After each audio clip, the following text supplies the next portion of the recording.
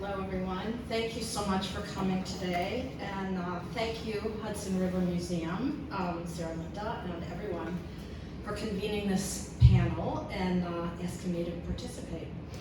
I'm very grateful to have the support of your work, from the survey, exhibition, to participating in this terrific exhibition with a very wonderful and ambitious thesis.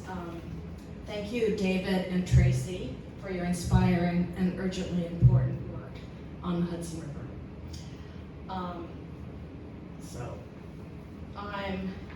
I've always loved being immersed in nature, the natural world, and I've been an artist ever since I can remember.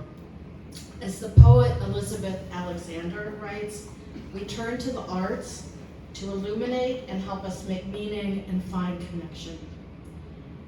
I've been captivated by the Hudson Valley and Catskills since I first began coming up here in the 80s as a longtime New York City resident, and I've had a home in Catskill since 2002. Field work has always been crucial to my photographic method. I am very invested in a visionary art, an exploration of place, nature, and perception, and I seek a transformative vision that expresses an intuitive, critical, and conceptual response to our landscape and social political environment. My art relies on light, space, and time to intensify and filter our impression of a place. My work in both process and subject matter is made to facilitate change internally and externally, and I seek to protect and restore ecological balance and to advocate for environmental protection. Interested in my environmental work, Harper's invited me to photograph the story of the PCBs in the Hudson to accompany David Gargill's fantastic investigative reporting titled GE Superfraud, Why the Hudson Will Never Run Clean in 2009. I was thrilled to be able to make this advocacy document to support political action. Hudson Falls, pictured here in 2009, and Fort Edward, two factory towns along the Hudson, were each sites of heavy pollution by GE and of early cleanup efforts. David and I traversed the river landscape through PCB-laden soil in boots we later disposed of to find the right locations for the photographs. These next photos show the dredging we witnessed at Fort Edward, and we'll learn more today about that from David and Tracy. Here's another one. Many of the landscapes that inspire moments of beauty and awe in us continue to recover from mistakes and abuses suffered in the past and present. These images provide moments of contemplation where audiences can become advocates as they witness the perils faced by the environment. For over 2 decades, I've explored the urban landscape of New York City. Seeing a kinship with my work, Hudson River Museum asked me to examine Westchester's suburban area, a hinge between urban and rural photographs for my 2010 exhibition here. Right down the road from this museum, I'm sure you recognize this site, I became fascinated by the Yonkers contaminated waterfront in 2010. Though seductive, this photograph is full of negation. The rocks in the foreground imported to shore up the eroding banks of the PCB-ridden river, and the square mass of the Phelps Dodge building usurps the center of the image.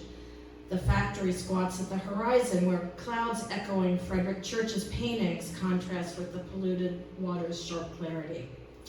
The building was later owned by BICC Cables Corp., which shut operations in '97. Following the closure, an environmental investigation began.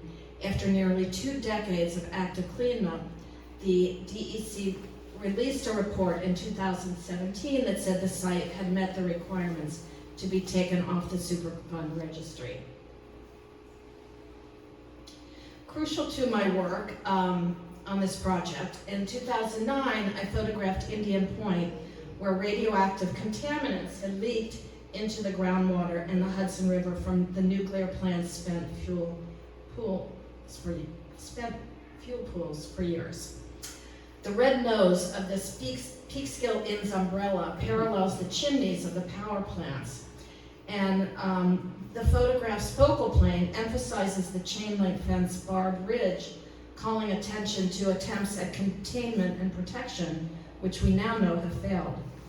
The chlorinated swimming pool is barely separated from the gray waters of the Hudson, notoriously polluted by PCBs.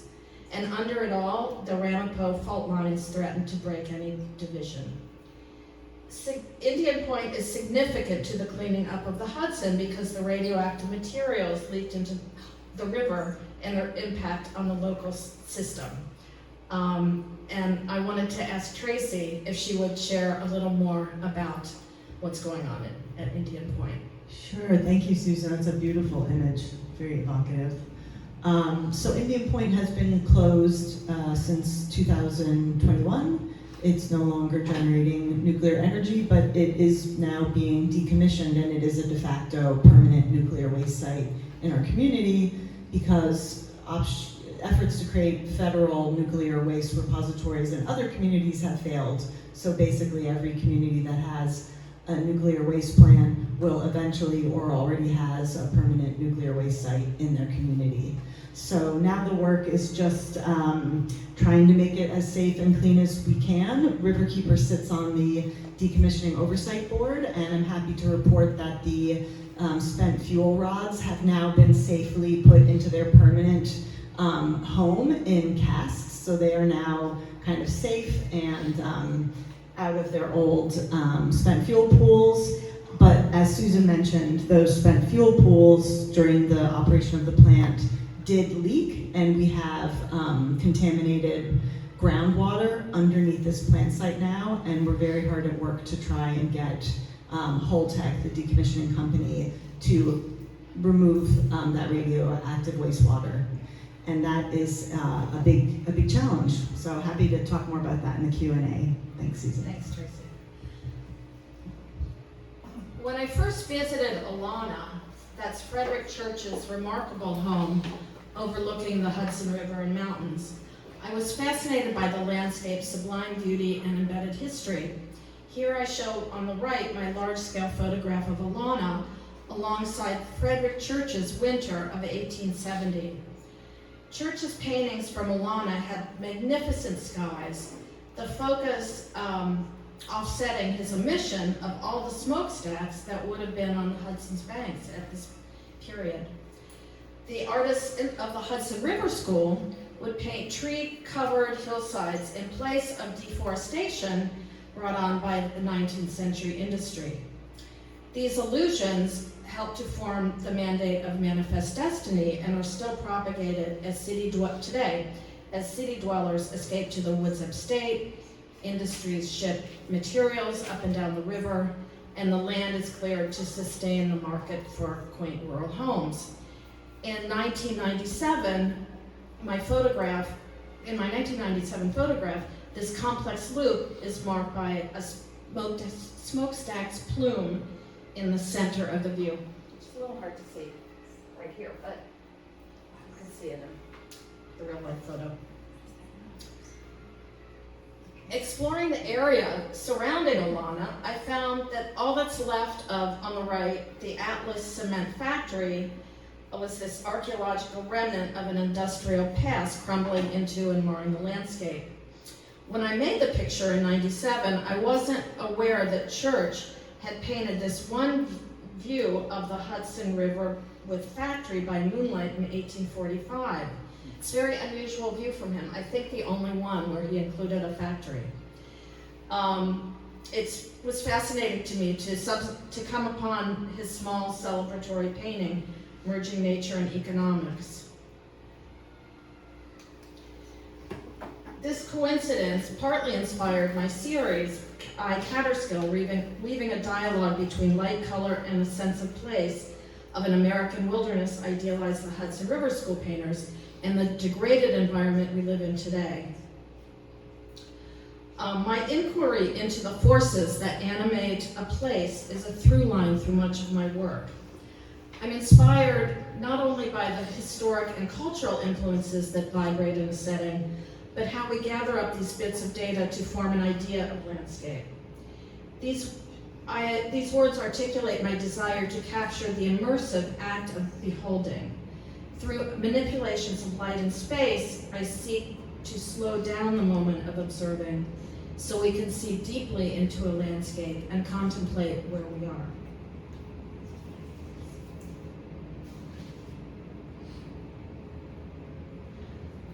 I feel a deep affinity for the ideas of the Hudson River School painter, its founder, Thomas Cole. When I made Near Catskill Creek in 2004, I wasn't aware that Cole had painted Catskill Creek, which is a nearby tributary of the Hudson, a stone's throw away, many times. Cole, an early environmentalist, used the steam train, which is in the center of the picture, right under the highest mountain peak there, and the symbol of the cut down trees on the left corner, front corner, to signal a warning for losing the wilderness because of clear cutting, bluestone quarrying, and toxic water due to tanning, which was already quickly happening in the 1830s. I made this image near Catskill Creek in 2004 using a large format 4x5 view camera set on a tripod. Most of the work you've seen has been done like that. Looking under the dark cloth on the ground glass and adjusting the camera to focus on certain details and let others slip out of focus, evoking operations of cultural and personal memory and the flux of time. Here's a site near my home of Haynes Falls on the Catskill Creek, a tributary of the Hudson. On the left, it was a very favorite site of Hudson River School painters. On the left top, Thomas Cole's The Clove in 1827, and lower left, Sanford Gifford's Catskill Clove from Haynes Falls, 1860, and on the right, my photograph from 2004. I seek with my photography to create experiences for others so that they may be inspired to deepen a connection with nature out in the world, rather than have an encounter mediated by technological devices. The rarity of this reflects on our distance from a more threatened environment. A long tradition of writers and artists joining forces to advocate for our natural lands is based on shared principles of care for place and responsibility to action. Rachel Carson, the groundbreaking marine biologist and nature writer, insisted that wonder is our greatest antidote to self-destruction, and that, quote, natural beauty has a necessary place in the spiritual development of any individual or society.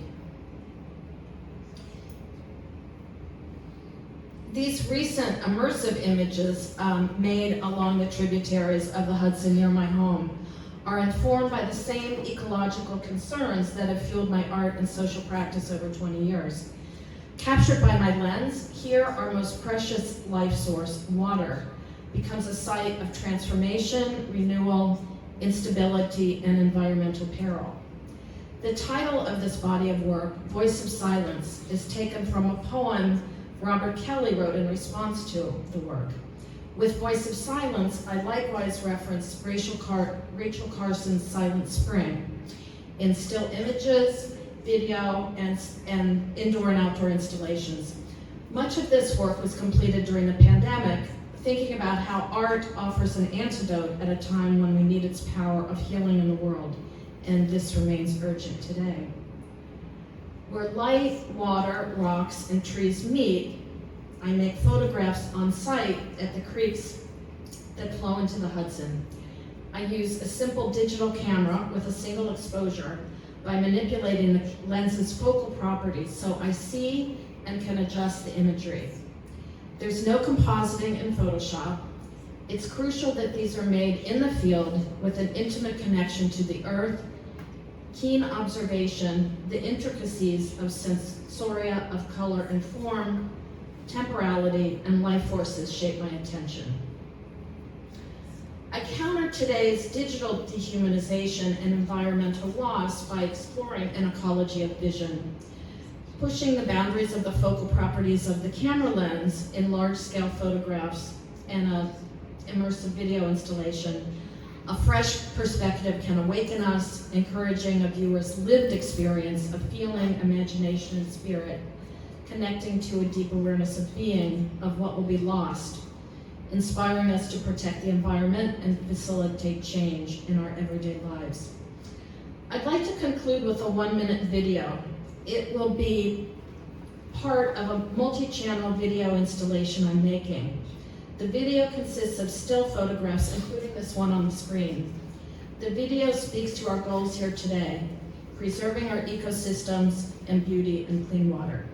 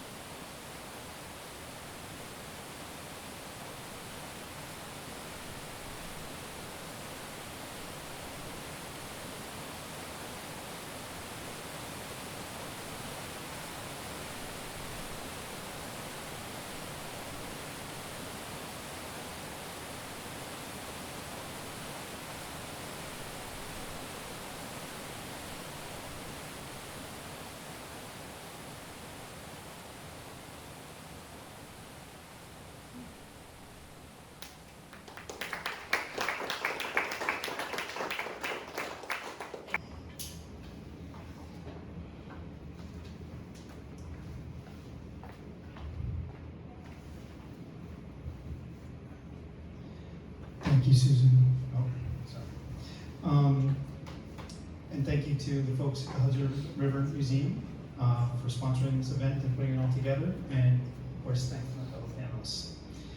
When we were first conceiving what this afternoon would be about, we all thought about how do we get here?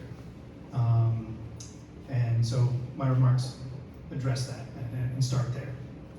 So the question of how I got here today is a fairly straightforward one, and I believe it's largely to do with where I was raised and by whom. My mother was a painter of landscapes. I remember well a series of hers called The Sacred Forest. She was also an activist who at the age of 65 joined the WTO protests in Seattle back in 1999. She was one of those C-SPAN people, relentlessly informed and thus always outraged about something.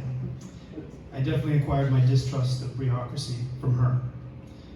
We lived in a very special place, Lincoln, Massachusetts, right next to Concord, where the embattled farmers stood,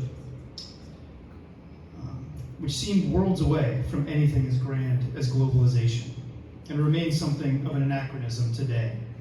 Though it's only 14 miles from Boston as the crow flies, the sacred forest was all around us, and that was, at least in part, due to the efforts of my father, who served Lincoln as a selectman for a decade, shepherding it through a development boom that irrevocably transformed surrounding suburbs.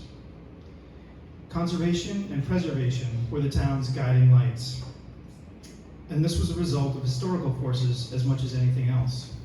Walden Pond straddles Lincoln and Concord. I was born in a hospital named for Ralph Waldo Emerson. When I was a kid, Lester Thoreau coached our travel soccer team. His son Ethan was a teammate. I grew up hearing these names all the time.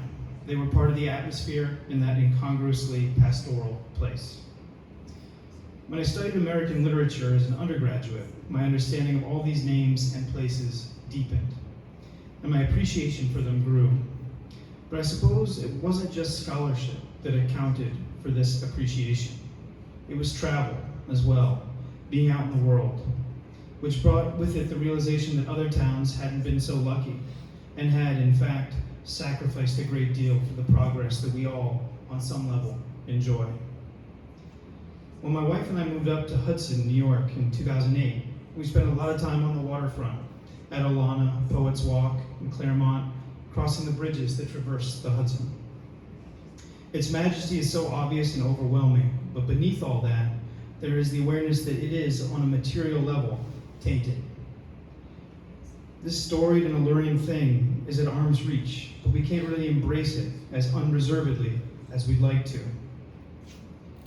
It's like we're all kids at a museum for the first time, our parents whispering in our ears, "Look, but don't touch." This object of fascination in our midst sort of transformed us all into children of Tantalus, striving for this thing that remains slightly out of reach. And I guess that dissonance, which you register, subconsciously at least, if you're relentlessly informed and thus outraged, drew me to the river. Quitting your office in Times Square for the country can feel like a disadvantage when success or failure in your chosen profession hinges on being informed. And I did have some anxiety about that when we moved up to Hudson. But I had an ace up my sleeve, the local news. One night in December 2008, the anchor relayed that 3 upriver towns, Half Moon, Stillwater, and Waterford, would continue to draw their municipal drinking supply from the river during GE's dredging. And my interest was piqued. Full disclosure, I was more than ready to be outraged on their behalf. From the first, I was lucky to have the support of truly amazing people at Harper's. The incomparable Jen Salai, now the nonfiction book reviewer at the New York Times, was my editor. Roger Hodge, then the editor-in-chief, exhibited tremendous faith in me. When you take on a subject like this, it sounds like a great idea at the time. Then you realize how much ink has been spilled on it over the intervening 40 years, and you want to curl up into a ball and give up. Then you remember the outrage and bash on regardless. I read for at least a month before doing anything, and I learned so much. The broad outlines were as follows. In 1947, GE established its industrial and power capacitor division at 2 plants at Hudson Falls and Fort Edward. And Fort Edward is depicted there in this first slide. The indigenous population called Fort Edward the Great Carrying Place, because that's the point at which they took their canoes out of the water to head for the bigger water of Lake Champlain and the St. Lawrence River out to the ocean. And it's ironic because, or poetic, because PCBs are lipophilic chemicals, and they're stored in our fat, and when you have the amount of PCs you have in your body is referred to as a body burden, right? And so the residents of Fort Edward, the great carrying place, have a pretty profound body burden. And obviously this is a scene from the era before industry was established. So again, GE established its industrial and power capacitor division here, right?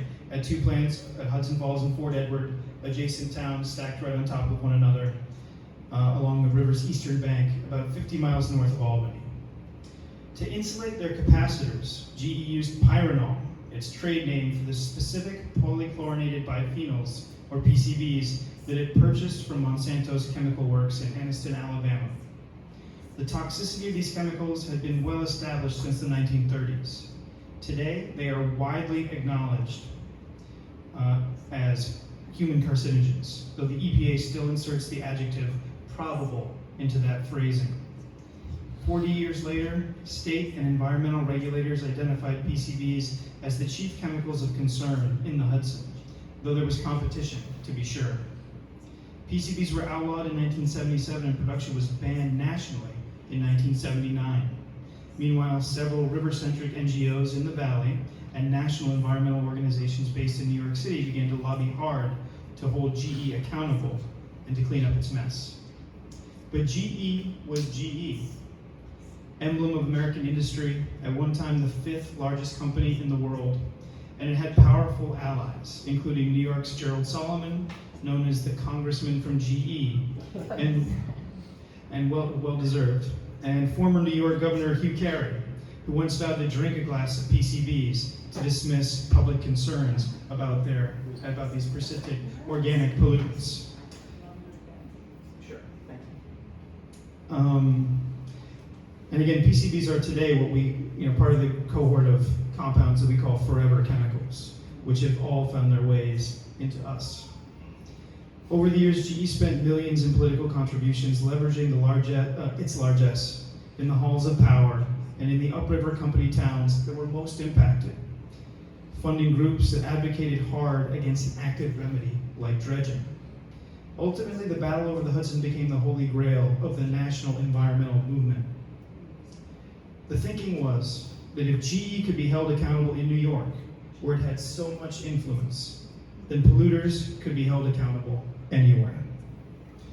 In 2002, the EPA issued a record of decision proclaiming that GE had to dredge 1.8 million cubic yards of river sediment, which contained 250,000 of the 1.3 million pounds of PCBs it had illegally discharged into the Hudson over the years. The project would be comprised of 2 phases, and GE could back out of phase 2 if phase 1 was deemed ineffective by either party.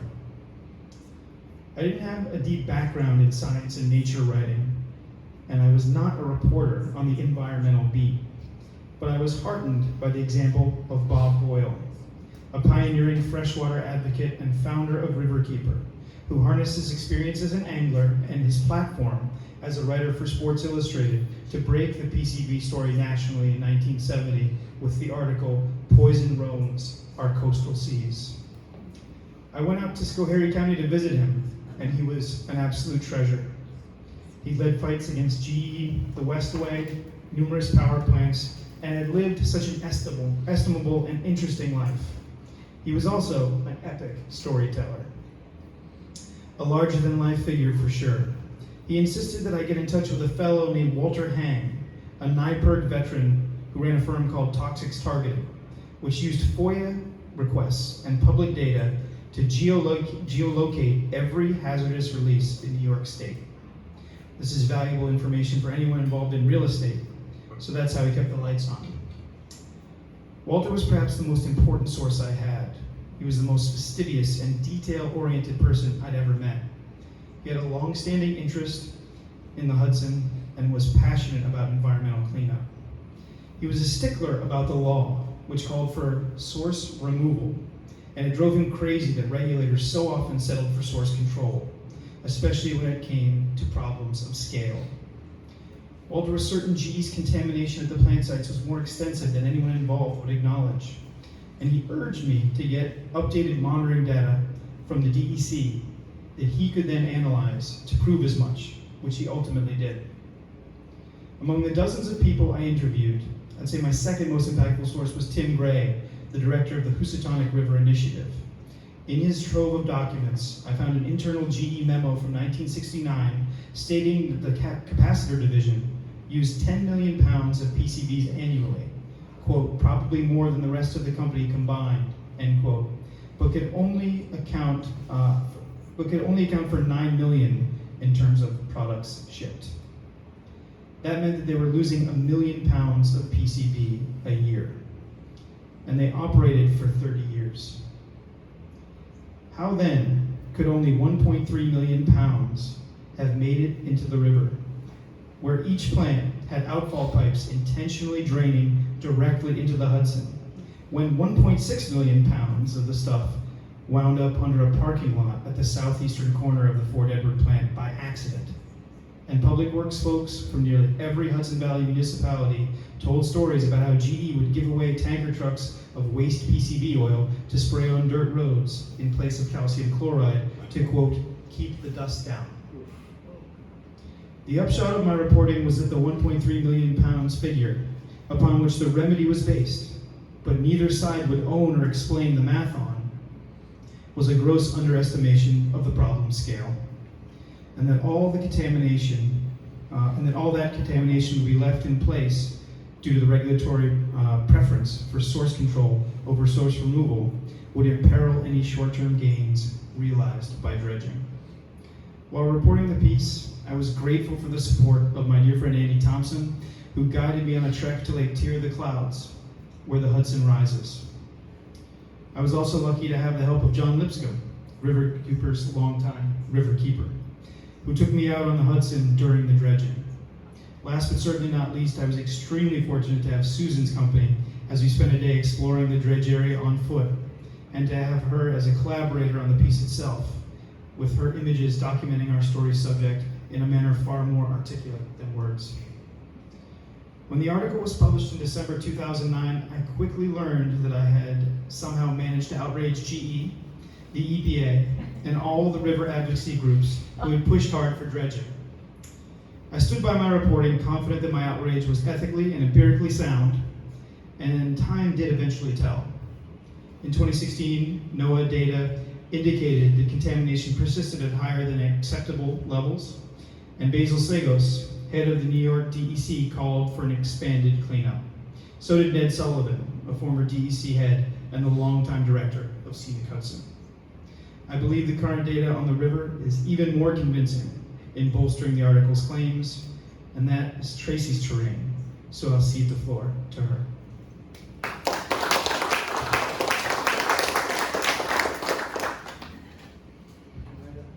I'll take that with me, thank you.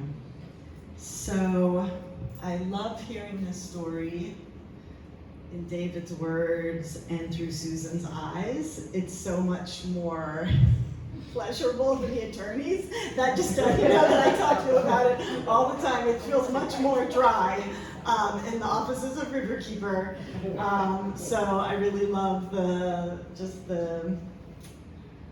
different dimensions that you both bring to it that are so important to get more people, engaged. And art and storytelling, I just think is so foundational to doing the type of hard work that we all have to do.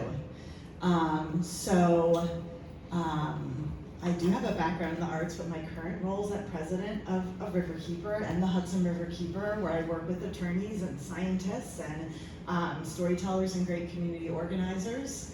And I'm going to give you a little update on where we are now.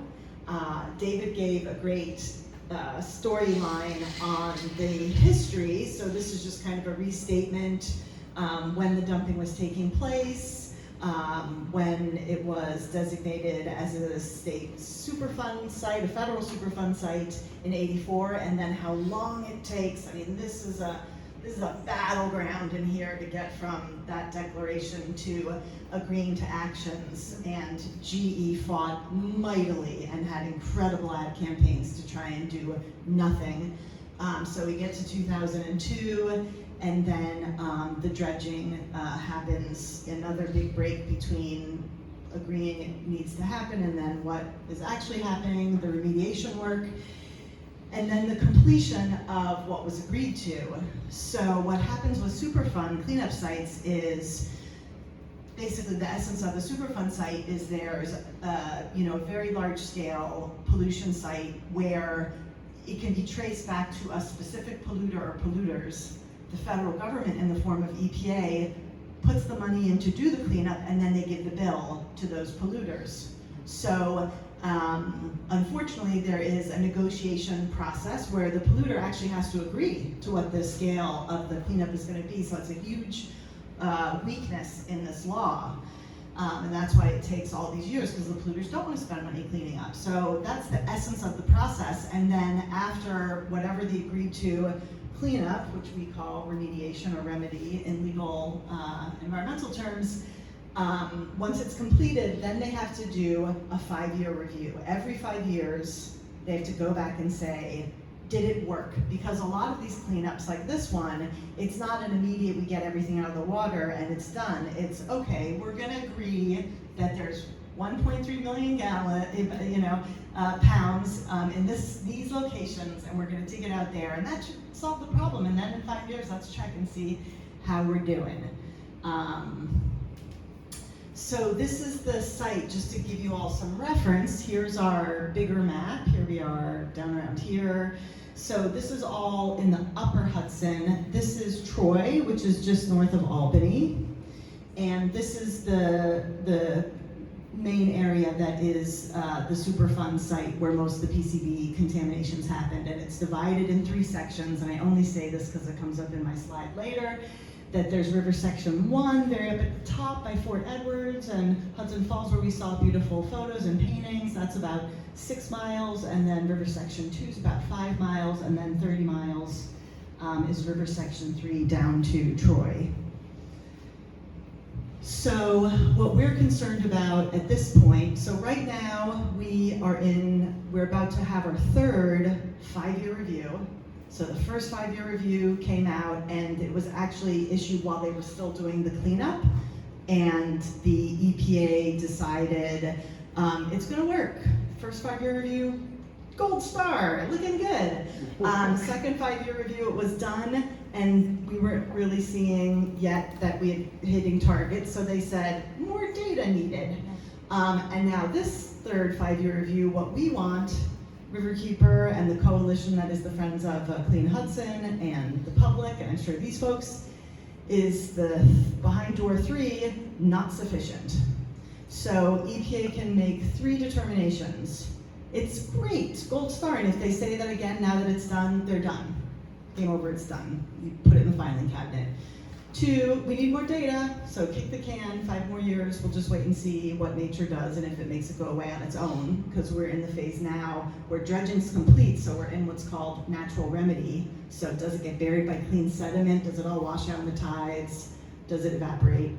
Or option 3, insufficient, which says go back to GE, go back to EPA and say, okay, our plan, we missed the target, we fell short, now we have to say what more do we need to do, and this is what we are hoping to get done. So right now, as I'll show you the next slide, the PCB concentrations, which are measured in the fish fillet because we eat them, this is PCBs get up to humans through bioaccumulation through the food chain. So we look at fish fillet and we look at sediment. And so right now we are off targets and we're pretty much flatlined on recovery. The way that EPA is doing their compliance is they are putting it on the backs of families to say avoid eating fish in the Hudson. I know you need protein on your table, and maybe our warning sign isn't in the language you speak, but it's on you, don't eat those fish, because if you do, you're gonna get sick. So right now it's no fish of many of our signature fish if you're a woman of childbearing years, if you're a child. So basically just men are, for whatever reason, disposable enough that they can eat these. Yeah, go ahead. But they have a limit on the menu too. It's like 1 striped bass a season and 1 of these and a half of those. So they've really externalized the cost and put the responsibility on the public, which isn't a remedy, and it isn't ethical. And they also are relying on some really outdated data in their assessments. So 2 data charts. This one shows the PCBs in the fish fillet. And so this is the target that we're supposed to be at for, let's see, the target for the 3-year review, this 3-year review. And then this is the ultimate target that they're supposed to get to after 16 years. So we know the dredging, you see a nice drop when dredging was happening. And then we enter the natural remediation where nature's supposed to miraculously get rid of the rest of these millions of pounds of PCBs. And what happens is just kind of stops. And now it's even going up a little bit because, as David pointed out in his article, there's also massive volumes in the landscape on the riverbanks that can be scoured and introduced into the river. So this is going in the opposite direction planned. And then the sediment, I don't really like this chart, but couldn't get my team to do it better somehow, scientists and lawyers. So this is what we're with. So these are the 3 river sections. So this is the very upper section, and we're showing the yellow bar is where they thought we would be with the levels of PCBs, and this is where we are. And then you go down to that next 5 miles, thought we would be where we are. And then you go to that bigger 30-mile reach, thought we would be where we are. So failing on all targets for levels of PCBs in the sediments. And this is GE's data. This is GE and DEC data. So what can we do? So right now, I thought by the time this event happened that they would have issued their determination. Every month since I think it's been November, they've said, we're gonna issue the determination next month. And then every month they say, never mind, we're gonna do it next month, and we're gonna do it next month, and they keep delaying it. So I really thought, when we actually planned this, I said, oh, it's probably going to be closed by then and we'll miss the opportunity to comment. But here we are, they haven't released it yet.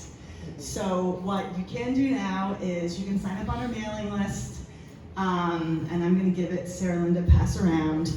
And when the public comment period is open, so we all get a chance to write and tell our elected officials that this is insufficient and we want a non-protective determination, so we can go back and revisit what can be done and get a better cleanup and really, you know, put the true burden on the polluters, GE, where it belongs, not on the public.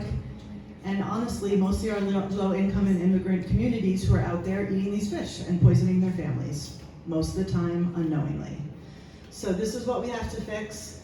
So please join the mailing list, and then when there's public comments, look at our emails, we'll let you know, we'll provide, you know, some language you can pull from, or write your own, even better, or call your elected official's office, the best, or if you really want to get a AA gold star, go in person and tell your elected official you're concerned about this.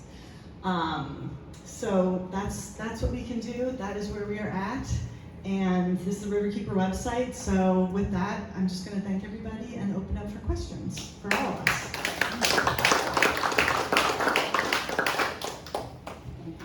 Thank you so much, Tracy. This is great. And I have to say that it's a happy accident that this panel is called Call to Action, which is the section of the exhibition in which Susan's work appears. So we made it happen. Are there any questions from the audience? Yes. Hi, thank you so much. That was great. How are PCBs actually cleaned up? You were referencing dredging. So there's presumably some residual soil. I'm not quite sure what the technical term is. What is done with that? And is it like nuclear waste where it just can't be eradicated? You go, yeah. Okay. So, yeah, the dredging is of the river sediment, like Yes. the mud and muck at the bottom of the riverbed. And with this project, GE built a very expensive and fancy dewatering facility. So you saw the clamshell dredges and the scows that they were putting the sediment in Susan's photographs. And so those scows would be parked at the dewatering facility, right adjacent to the river, and they would be pressed into like panels or, you know, like rectangular cake, and they were put on railway cars and shipped to Texas and put in a landfill that already housed nuclear waste and that overlies the Ogallala Aquifer, which provides the water to irrigate a quarter of the nation's farmland. So That's a huge bit of the story, isn't it? yeah. And it's in clay casts though, right? Yep. So what do we think the exchange of PCBs to aquifer might be? We don't know, but you know, anything could happen, right? I mean, a seismic event or just over time, it's not ideally situated. I think we can all agree that if it's overlying this aquifer, that it's not an ideal spot for the PCBs or the nuclear waste. There are methods, combustion, right? In Pittsfield, where GE also despoiled the Housatonic River, there was an incinerator that the locals called Puff the Magic Dragon, where GE was burning them. And that's not great because they turn the PCBs into furans and dibenzofurans, which are even more lethal and harmful to human health and the environment. So there's no good answer. There was some promising alternatives of, you know, bacteria, I believe, or fungi that consume PCBs. But believe me, GE is looking for, you know, all sorts of cheap alternatives, right? If fungus or mold could take care of it, they would love, you know, for that outcome. But right now we just don't have a neat and clean solution like that. I see. Thank you. Any other questions from the audience? Yes. What's the governor's position? Oh, boy. Wow. Well, they're kind of the there's a figurehead, right? of the Wouldn't we governor. like to know? So what is the governor's position?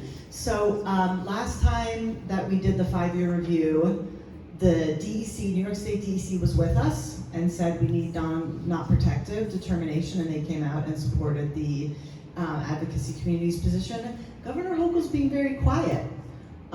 So we were hoping that they would come and be with us kind of sooner and now than they have been. I mean, I hear through back channels that like, we're gonna be with you when EPA says what they're gonna say, but she's a little, she can be kind of inconsistent. Getting her to sign the Save the Hudson River legislation last year to stop Holtec from dumping tritiated wastewater into the Hudson was like an unbelievable pulling of teeth exercise when you consider that legislation passed unanimously through the Senate and with a supermajority in the state assembly. So yeah, we don't really know, but I will say that our congressional reps have been great. We've been getting a lot of congressional support. We also got a lot of congressional support and state legislative support on the tritiated wastewater issue. So hopefully Hochul will get on board, but maybe she's still reading the wind. I just have one last question, which is when we had that minor earthquake recently that rumbled through, was there any concern that something bigger could be a problem with the spent fuel rods in Buchanan?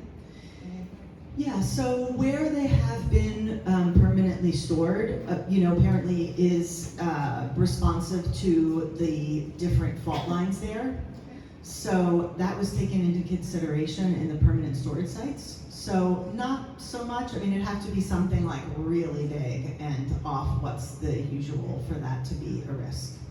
And the tritiated wastewater, which we have now blocked with this legislation from being dumped in the Hudson, is also going to be stored temporarily in the same location as the spent fuel rods. But of course, Holtec is suing New York State to say that that was an overreach to block that discharge, because usually nuclear waste is regulated by the federal government. So for now, it hasn't been moved anywhere, but ultimately it will be with the rest of that wastewater. Thank you. Yes, Laura. These are maybe a little tangential, two different questions. One is, I was interested, Sarah Linda and I were fortunate enough to be at your gala last year, and you were talking about some of the work you're doing dismantling old dams.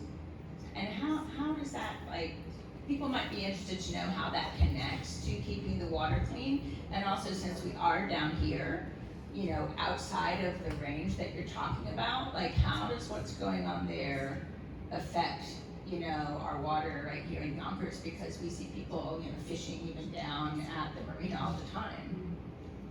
We're both gonna answer, because I just know the story of the dam being kind of the dispersion of that, that's a good story. So one of the slides, the second slide they showed while I was speaking, was of Baker's Falls. That's our print. Okay, that's great.